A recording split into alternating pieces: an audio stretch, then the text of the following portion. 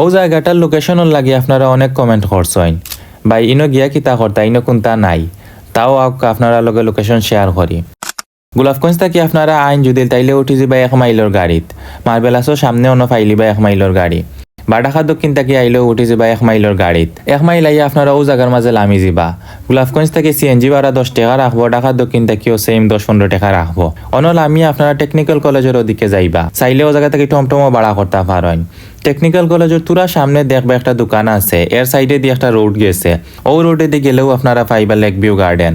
ইনো গিয়া আপনারা কিতা হরতা কোনটাও নাই বর্তমানে। অনর আশেপাশে মানুষটা আমি মাতাইয়া জানতাম চাইলাম যে ইনো তাইন কিতা বানাইতা, তাইন কইলা ইনো হয়তো রিসোর্ট একটা হইব। গিয়া দেখলাম এই জায়গার মাঝে খাজ খামও চলেন, তো তাইন খাজ করা টানটানটাও জিকাইলাম ভাই ইনো কিতে হইতো, তাইন করে রিসোর্ট হইতে পারে সামনে দি। এই গার্ডেন একটা খান্দাত কিন্তু পাক্কা বড় একটা মাঠও আছে খেলাধুলার লাগে। আপনারা নিচ থেকে এই গার্ডেন একটা দেখুন, যদি খালি আনারসের গাছ দেখতে পারবা। আর উফরে যাইন যদি উফরে গিয়া দেখবা মরুভূমির লেখান, উফরে তেমন কিচ্ছু নাই আর কি। আর উফরে গিয়াও কোনটা ফাইতা নাই।